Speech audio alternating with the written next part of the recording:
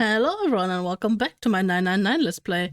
The last time we finished our next ending, the X ending. So, yeah, not the best ending, but hey, at least one more person lived compared to this ending. So I think that's a plus, even though Clover is kind of insane, but, I mean, she lives, right? That's all that matters, right? So I was looking up a guide, like a spoiler-free guide. But the thing is, I kind of don't want to listen to it.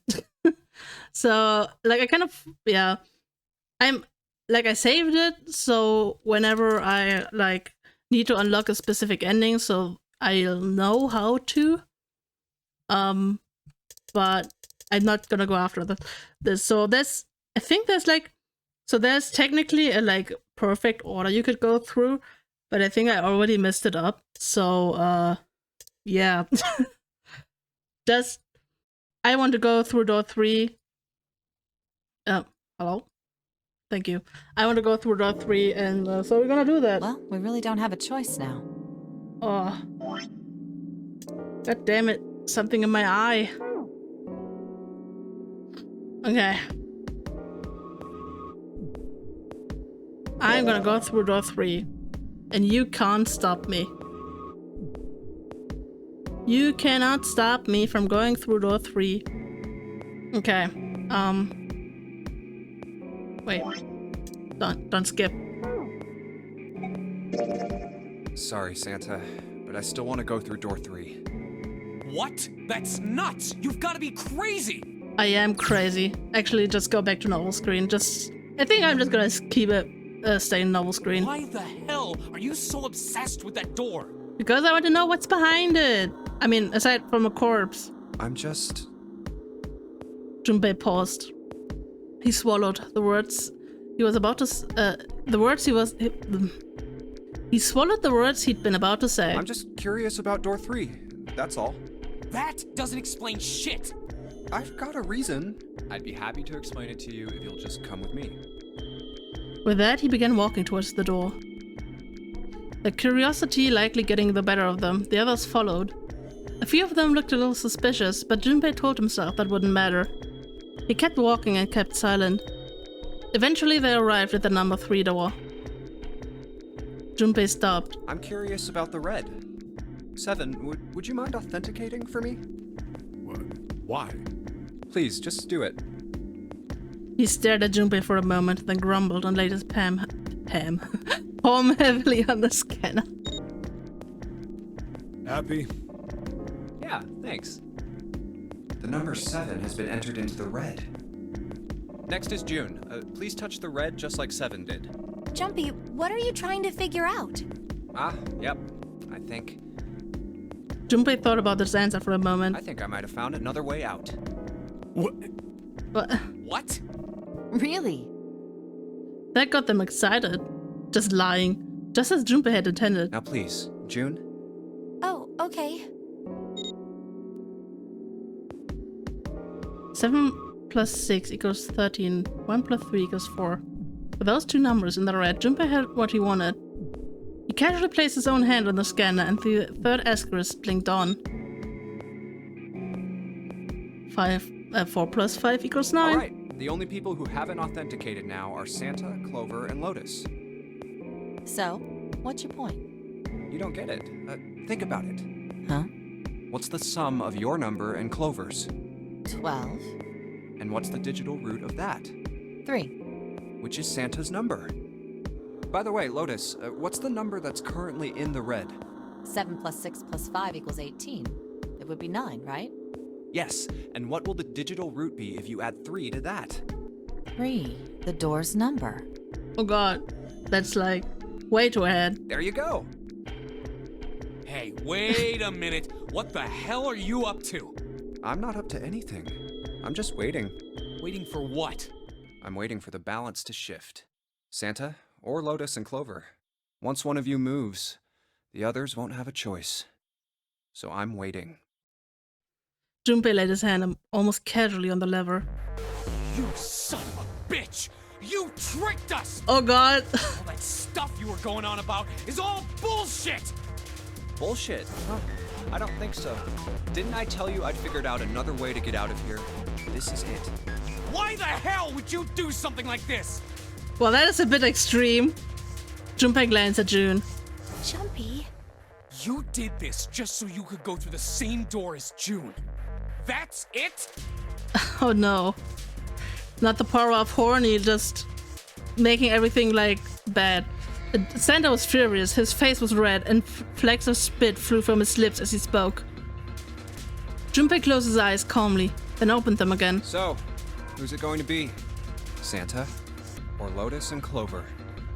Shit! Let's go, Clover.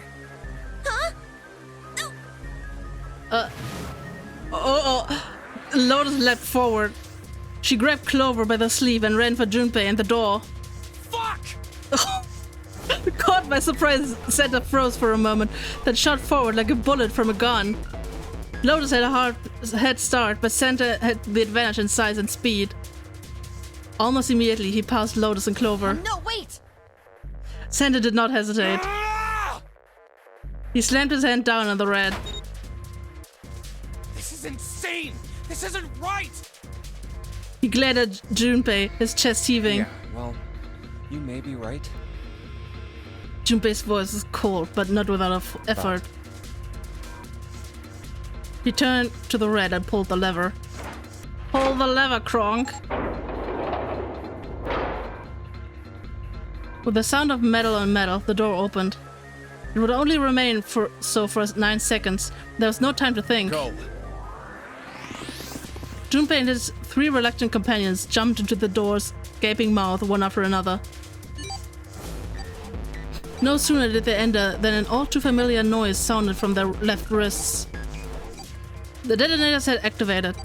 Junpei looked back only once and saw Lotus and Clover on the other side of the closing door. No. They stood still, stopped where they had been when Santa reached the red, the defeat and desperation on their faces tore at Junpei's heart. Then the door closed and they were gone. You son of a bitch, Junpei! This isn't fair! Santa rounded on Junpei, lightning crackling in his eyes and his knuckles Do wide. you realize what you just did? You leave them out there, and they can't... Shut it! That's enough! It hadn't been Junpei that spoke, but Seven. We gotta find the dead or none of this is gonna matter! The clock was ticking. The dead was their only chance at survival. Unless they could find it and deactivate the detonators, the 4 of them would be... We got less than a minute left! No time for screwing around! Get moving! Damn it! You and I are not done yet, bastard! Oof. They scattered and began to scour the room. The deactivation device was nowhere to be found. Where the hell is it? Corridors stretched out in 3 directions, but everyone was blocked off by a wall of metal. There was only one way out. One other door. Over there! It's gotta be behind the door! Seven ran for the door, a rusty iron thing. His large hands grabbed hold of the handle and pulled. Damn, it's pitch dark inside. Can't see a thing! Junpei stuck his head through the door and looked around the room. No, wait! Almost immediately he spotted the blinking red light on the right wall. I found it! The dead's right over here! He stepped into the room. What? Yikes. The floor's slippery! He stopped and glanced down at his feet. What was... Hey! What the hell are you doing? There's something... Get over there! Yeah, unless you want to end up like him. Junpei felt Seven's heavy hands against his back and stumbled across the room. The other 3 piled in behind him. They all felt immediately that something was wrong. Nothing that could be easily identified, only a sense that something terrible shared the room with them. Well, that's a bit of an understatement. That there was no time to say so. Quick! Get to the dead! They all started running. In the dark, it was hard to tell where the hole was. All they could see was the tiny red light blinking at them over and over and over.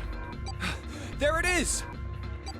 In quick succession, they all slammed their hands against the scanner panel.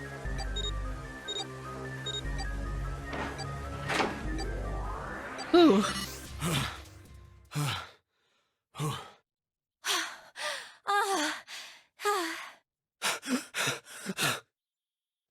Seven leaned against the wall, gulping air. As his breath began to return to normal, he glanced at his left wrist and grunted. It stopped. It stopped. What does L and R mean? I want to know what this means. Every time I see this, I'm like, this is so suspicious.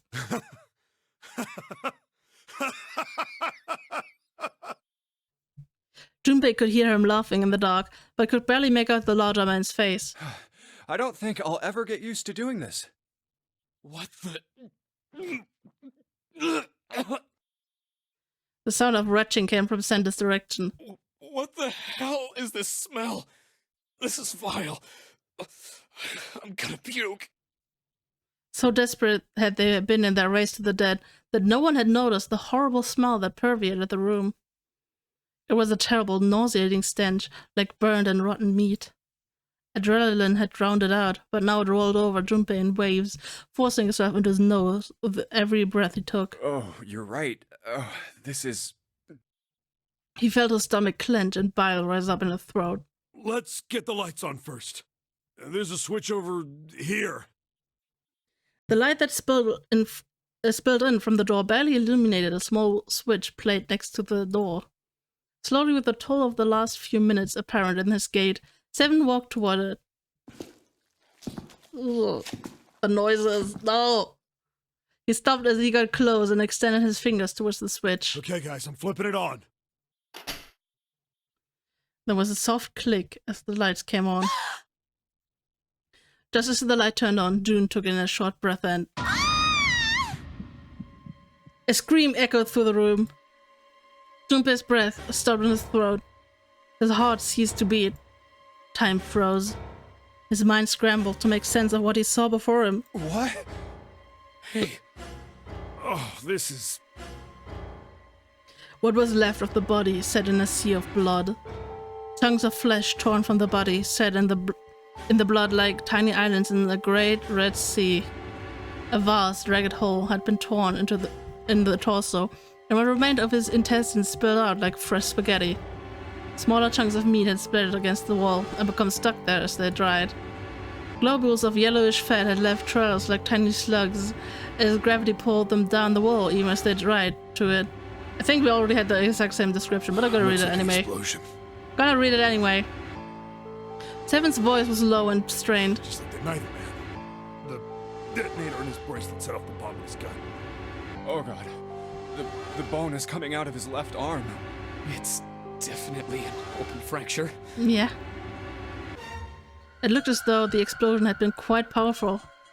His legs were both bent in an odd, unnatural way, and his left arm had split open, exposing the painfully white bone in his ulna. His bracelet lay next to him. It seemed to have hit the wall hard enough to have shattered the display, which lay on the ground in pieces. The face is the worst. Yeah, can't even tell who it is. Yeah, that's kind of sus. Half of his head had simply collapsed. The blood coating almost made it look like raw pizza dough covered in tomato sauce. His clothes, too, were covered in blood. The burgundy tie, the white shirt, the jacket with the yellows piping, and the grey slacks. But the clothes are... They were all familiar to Junpei. Is that... Snake? Santa's voice wavered as he spoke, his mouth dry. Oh my god. Finally, Junpei spoke. Why did this happen? Suddenly, June was screaming, her voice broken. It was an eerie scream, full of insanity, and not entirely human. No! She shook her head violently and grabbed fistfuls of her own hair. Junpei could hear the sound of hair tearing. Stop! Calm down. He grabbed her for her wrist. Hey! But as he did, June leapt up and ran toward the exit. Please! Get me out of here! You have to let me out of here! She screamed at the door and her fist slammed against it with a hollow sound. Junpei could see drops of blood on her knuckles. Why are you doing these horrible things to us? What did we do to deserve this? June. She screamed again, a desperate, mindless cry. Her fists flailed against the door. Get me out of here! Please! Please! Just let me out! June! Junpei couldn't watch anymore. He ran to June and wrapped his arm around her, pulling the screaming girl away from the door. Calm down. No! Get off of me! Let me go! Let me go! Please, calm down. She scrambled for a moment, her legs skittering across the floor, but her resistance didn't last long. As suddenly as her outburst had begun, it was over. The manic energy disappeared, and her body went limp in Junpei's arms. June collapsed towards the floor, and Junpei knelt down with her. He felt drops of something warm and wet. Was she crying? A moment later, she began to sob.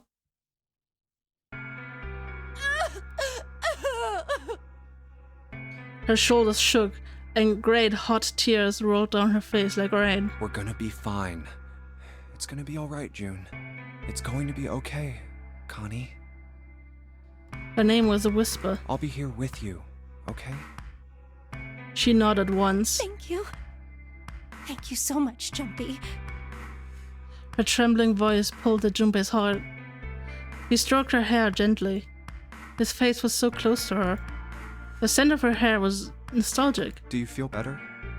Yes, but I'd like to stay here. For a little while, at least. Junpei's body is so warm.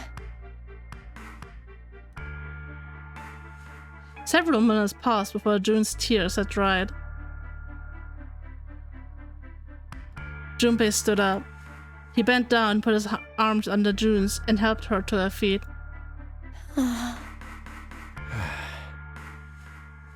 They didn't speak. Neither did Seven or Santa. A person was dead.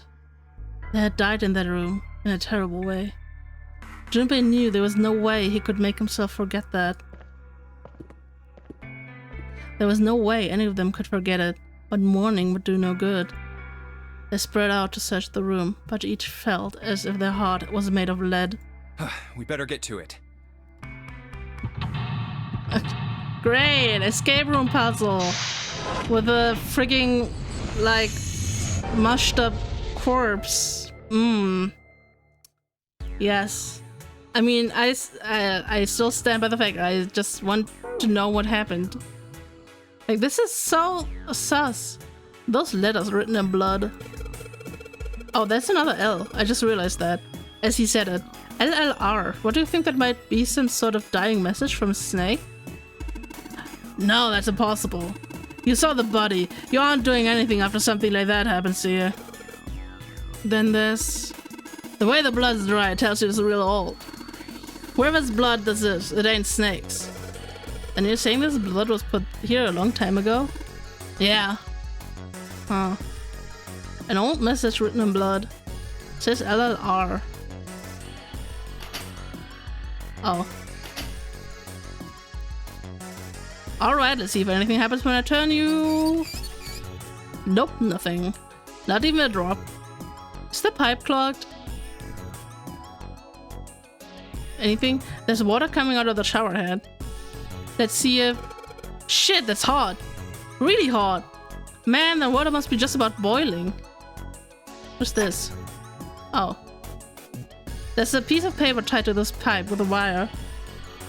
Notice, drainage valve operation. Please do not flush the water in these pipes. Doing so may cause the drain to overflow. Do I want the drain to overflow? Maybe. Possibly.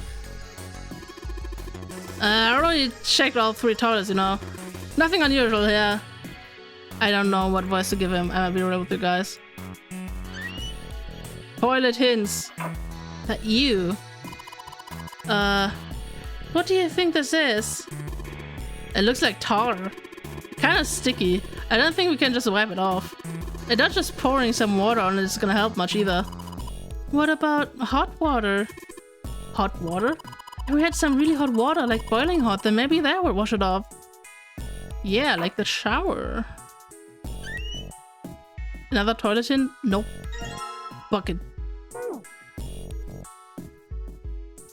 Junpei reached for the broom, and as he grabbed it, he heard a soft voice from behind him. It was June. The rabbit hutch. Huh? He turned around. June still looked sadly pale, but there was a smile on her face. Oh, you just reminded me of it. The rabbit hutch, I mean. How did I remind you of something like that? Jumpy and the broom. You're always playing around with the broom in front of the rabbit hutch. I was. Don't you remember? Junpei stared at the broom in his hand. You mean you don't remember that summer either? She looked very sad. He shook his head. Of course I remember. How could I forget something like that? He lied through his teeth. It was terrible. Oh, never mind, he did not lie through his teeth. They were in the 6th grade. Junpei and June had been assigned to take care of their classroom pets, the rabbits. The chief duty was to clean the hutches every morning. On the final day of school, before summer vacation began, Junpei overslept. He rushed to school and found June standing in front of the rabbit hutches. No sooner had Junpei arrived than June began to cry. He had no idea why until he looked behind her into the rabbit hutch. The first thing he saw was blood. The hutch was filled with the dead bodies of the rabbits. No, not the rabbits. Even after the teachers and friends came to see what the commotion was, June couldn't stop crying. I just kept crying and crying until you came over. You held my hand, and you looked very serious, and you said, "Don't cry. I'm gonna catch the person who did this." After you told me that, I finally stopped crying. Well, the real fun started after you quit crying. You told me we were going to catch the killer together. June smiled, and a little of the flush of life returned to her cheeks. Then we decided that we'd ambush them. Yeah, I remember. The school also kept roosters and guinea pigs. Junpei and June had decided the murderer would likely return to finish off the rest of the animals. They would ambush the killer at night. Junpei and June hid behind the hutch at dusk and waited. It was a warm summer night. The quiet sound of crickets whispered through the air. As the sun went down, the stars began to wink at them from the sky. And June's Akane Kurashiki's face. That night was something Junpei knew he would never forget as long as he lived. But the murderer never showed up. We waited for them all summer vacation, and they never showed up. Yeah, but the animals didn't get attacked either. I think all that work amounted to something, you know? He'd felt the same way, but it was good to hear her say it. Although, you know, if you think about it, we were probably taking on a lot more than we could handle. What do you mean? She looked up at him confused. Oh, come on, we were just kids. If whoever killed the rabbits had actually showed up, they probably would have had a knife or something. I mean, you must have been pretty worried, right? I wasn't worried. Because you were there with me. She blushed furiously. Well, you know, no one else wanted to take care of the animals. Clearly embarrassed, she tried desperately to change the subject. I was the only one who asked to do it at first. Yeah, well, the boys don't really want to bother with taking care of animals, you know? Well, yeah, but you asked to do it after I did, didn't you? Well, If it wasn't the rabbits, they were going to make me do something else. You know how that school was. I figured it'd be better if I was working with somebody who wasn't too much of a loudmouth, right? Somebody who wasn't going to tell on me if I felt like blowing it off. Really? That's why you volunteered? oof. Yeah, it is. The disappointment. He nodded quickly and much too earnestly, and then quickly looked away at something very important. Really? Of course. That hadn't been the reason, of course. He'd asked to take care of the rabbit so that he could be near June. Who would have thunk it? But it had been so long ago. He couldn't bring himself to tell her how he had felt back then. It would be embarrassing. He took a quick breath to clear his head, tossed the broom up, and then snatched it out of the air. Well, we don't really have time to be walking down memory lane like this, you know? We've got to figure out a way out of this room. Otherwise... Yes. I'm gonna look over there. June nodded curtly, then turned and walked away. I should get back to it myself. Sure thing. Ah! That's right. The pool of blood. Junpei turned around and looked at the room. At Snake's body. Chunks of flesh and organs still lay on the floor. I like how we cut from like a pretty wholesome like childhood story to this. Like with no in between. Going on and on about old times right next to a corpse? What were we doing? Exactly. Well, maybe it was because we're in this mess. Despite such a situation, or perhaps because of it, the mind turned to the farthest thing from death that it could find. Still, Junpei couldn't help but feel a twinge of guilt at wanting to desperately to live when the snake lay dead before him. I have to survive, no matter the cost. I need to make sure she gets out too. As he stared at the clumps of blackened flesh, all Junpei could think of was how much he wanted to live. Oh, I was like confused what just happened, but yeah. Oh yeah. What are you doing with the broom? Wow, that was short. It's a tin bucket. Hey Junpei, do you remember back in elementary school when you spilled all of your paint across the whole classroom? They made you clean it up and all they gave you was a sponge in a bucket. Like this. Hey, come on now, can we just leave the past in the past? I love having this conversation after the flashback. It's like, yeah, leave the past in the past, alright? Oh wait, that's the other toilet? Come on man, so I check them. Why don't you trust me? Oof. I mean, honestly, he shouldn't trust me ever again. It's a thermometer. Can you get it off? Nope. It's screwed onto the wall. Is there a screwdriver? The driver, not diver? LNR. Could I go? That's where he came in. I guess it's not locked, but there at really any point. Oh, that's out there's the numbered door. We can't go back through the numbered door even if we wanted to. True. So what if I just play around with this? Just turn everything on. Okay, oh. Oh no. The pipe on the right must be connected to the drain in the middle of the room. If we turn on the water there, it'll probably come up through the drain. When is it turned up though?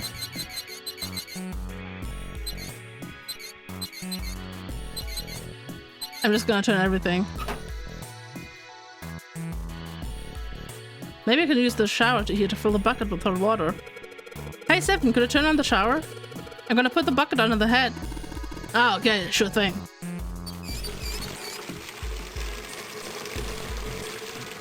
Good thing I haven't messed with the thing yet.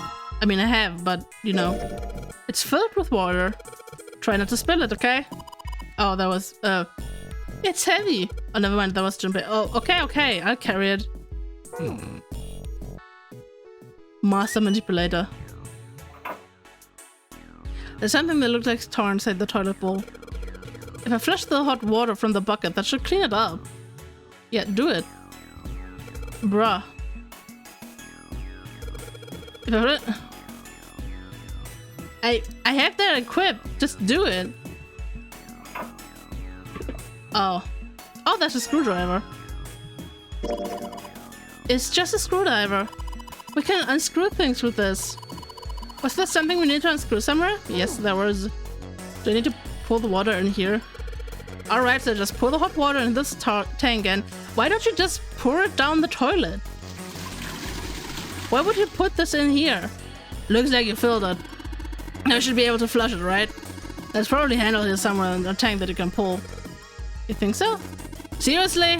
Yeah, I'm pretty sure. Pull the lever, Krong. Wait, what lever? Wait. The dividing wall separates the toilets. Some pipes. They're connected to the tank on the toilet. Wait. There's some toilet paper on the shelf. Oh, yeah, wait. Alright, let's flush the hot water. Oh. Oh, there it goes, just like a toilet should work. 185 equals 14. That stuff washed off. Looks like that writing was numbers, see it? 185. What is this? You got me. Just looks like numbers. Or do we need the digital root again? Or that would be 5, I guess. Let's just unscrew this first. The thermometer, it's been attached to the wall pretty good with grooves. Oh. Okay, I'm gonna equip it, fine. Hey, Junpei, you know why thermometers only go up to 107 degrees Fahrenheit? Nope. No, I can't say I ever thought about that. At 107 degrees, the cells in the human body start to die, and the organs begin to shut down. The proteins in your cells start to harden. It's like when you hard-boil an egg. Even if you cool it down afterwards, it won't go back to being a raw egg. Ooh. In other words, it's dead. That's why thermometers don't go past 107. There's no point. Oh yeah? But it's pretty rare for a fever to get that high. Even viruses and stuff don't usually drive the body temperature up to 107. Of course, there are other external things that could. Like what? Well, let's see. Something like getting locked in a sauna, or getting thrown into an incinerator and burnt to death. Yeah, I guess that would get a little hotter than 107 degrees Fahrenheit. Also, it was misspelled earlier. I was like, I did comment on that because I was like, wait, isn't Fahrenheit spelled with an H? But yeah, they just misspelled it earlier. Oops. All right, I got it. Huh? What's up? This conversation was so weird. Come on, Junpei. He hates you now. Nothing. Forget about it. Honestly, he's being oddly civil about all this. I mean, I guess. What was that all about? I mean, I guess seeing the the shock from seeing like Snake's body and stuff like probably mellowed him out a bit. But like, he should still be shouting at you, Junpei. Oh, you took the thermometer off. It says open at the bottom of the gauge. I wonder what it means. Maybe when it gets hot, something will open? I'll not come by. Do I need this like for down here? Can I put this on here? Oh. It looks like the flow of water can be controlled with these handles. You can't put any water through the pipe on the right though. If we do that, it'll start overflowing from the drain. Yeah, I don't get... When is it open?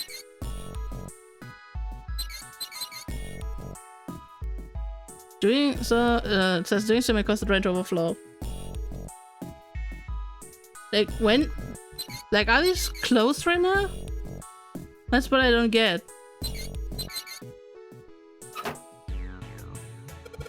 Yeah, if I can get this sort of water on the thermometer, then maybe... Alright, thermometer, let's get this party started.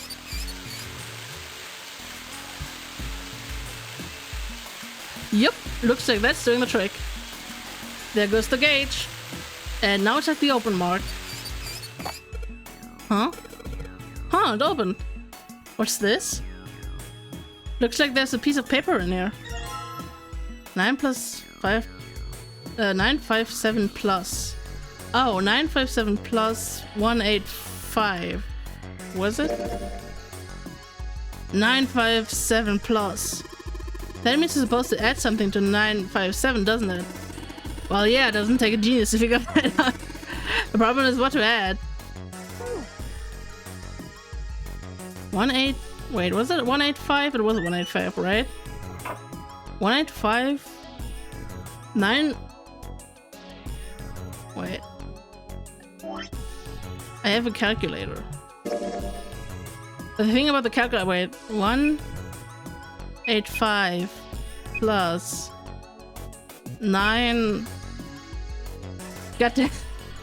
But the one thing about the calculator... One is that you don't see the other screen at the same time. Wait.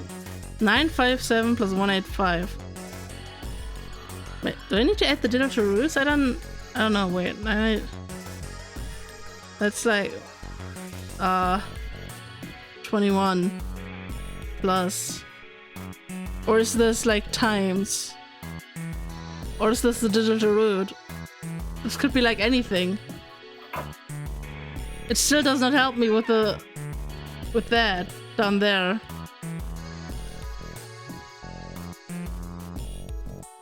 Toilet paper. Oh,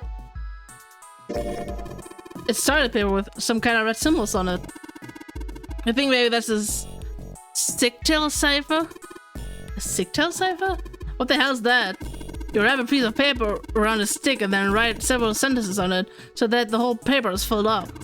Then you unwrap the paper and you can't tell what the original message was, right? That's how it works, more or less. Then to decipher it, you gotta have a stick that's the same diameter as the original one. Like the broom, for example. Same diameter as the original one, huh? Yeah. Then you just wrap the paper around that stick and you can read the code. Let's try that. What if I wrap the toilet paper around the broom? Broom wrapped in toilet paper. Oh, so you wrap the toilet paper around the broom, huh? Looks like the symbols on it line up perfectly. It says, oh god, even more, 6 plus 3 plus 4. 6, 3, 4 plus. Even more numbers. A wooden box. There's something in here. Luminol, oh. Don't tell Emma Sky we like stole her luminol. What the hell is this thing? Some kind of spray bottle? There's something written on it. Lumen, can't read anything else. The label's all faded. Let me see that. He just grabbed it from him. That was very nice. This is luminol. You know, for forensic guys, use it at crime scenes. Oh yeah, that stuff that glows blue when you spray it on blood. Even the blood's been wiped off, it still will glow. Wait, are we supposed to do this on the bloodstain? Wait, you don't really think we're supposed to use the luminol here, are you? Do you? Yeah, it does seem kind of weird to use it here. But maybe I should try it just in case. I mean, as Emma Sky told us, just spray luminol everywhere. Okay, I've sprayed the luminol on the wall. What's next? I mean, don't you need, like, special glasses? I mean, I guess it was right. Like, I mean, at least in Ace Attorney, you need, like, you have, like, these weird, like, glasses. That's just a normal toilet. There might be something in the tank, you know? Let's open that shit up. Oh, red key card. It's a red card. Probably a key card. Do you remember if we saw a card reader anywhere around here? Maybe on the door? I mean, there's a key card. The red light's on, Junpei? Oh god. Yeah, and then I need the code. Oh wait, I probably... Okay, so it is probably about the digital roots, right? The digital roots are the numbers? So I need one more. I still don't get this puzzle. Okay, spread the luminol on the wall. What's next? I don't know what's next. You tell me. You tell me what's next.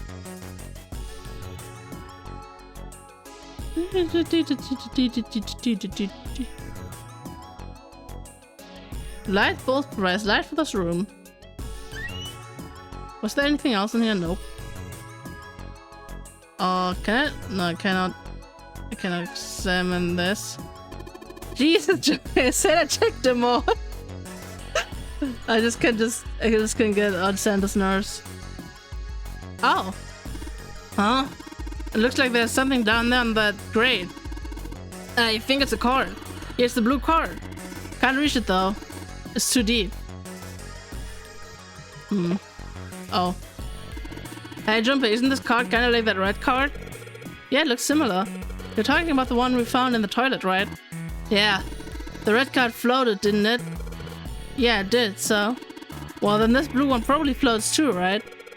Float, yeah, it might. Oh. A drain. Okay, this is why I need to solve the drain puzzle.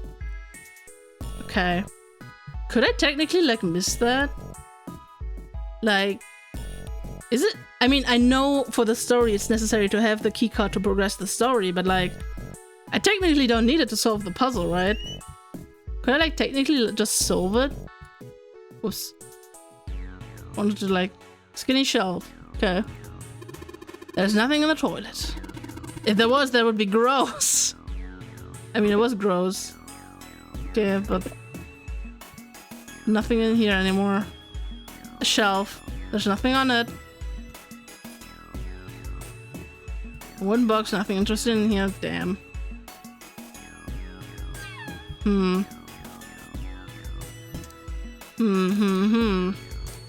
I just broom it? Luminol glows when it reacts with blood. Of course you can't see the glow if it's too bright. Oh, I'm an idiot. LRL. Just like you thought, Junpei. There's some more letters showing up after the LR. See? It says LRL. Left, right, left, right, left, right. Wait, left, right, left, right, left, right. Or maybe not, who knows? Oh yeah, right. We still need to know in which order these are, since we don't know that. Also, I hate how tiny the numbers on this thing are. So you gotta search it every time. 6 plus 3 plus 4 is 30 plus... it's 4. And that's... or 21, that's 3. And the other was 1 plus 8 plus 5 is 13, also that's 4. Yeah, I don't get it. But we are way over the part time anyway, so I think we're just gonna call it an episode right here. And gonna figure this all out in the next one. Hope you guys enjoyed this episode, and yeah, I'm also so shocked like me how like extreme Junpei just got. Like, oh yeah, let's just threaten everyone to go through the store. Like, that makes no sense. Why would you do that? Like, I mean, he couldn't have known there's anything in here. And, I mean, in fact, there isn't anything in here. And once we circle back, everyone's just gonna be sus of him and nobody's gonna trust him anymore. And then we're gonna go through door... what was it? 2? Yeah, through door 2. And then everyone's gonna be dead. Although what is a little bit weird. Okay. Like, the thing is, this situation is so different. Like, I don't know, it just feels... I don't see... I just think it's kind of odd how this goes here. Because of how the dialogue is around here. But I guess, I mean, we are with Lotus and 7. So maybe they don't care that I literally just forced everyone to go through door 3 for no reason. And Lotus doesn't care that I kind of left her behind. I don't know. It's a bit odd. But yeah, we'll see. Like I said, even if I reach that, I probably won't finish the rest because there's probably not anything gonna be different. At least according to the flow, I don't need to unlock anything, so there's that. And yeah. Anyways, hope you guys enjoyed the episode, and I'm gonna see you guys in the next one. Bye bye!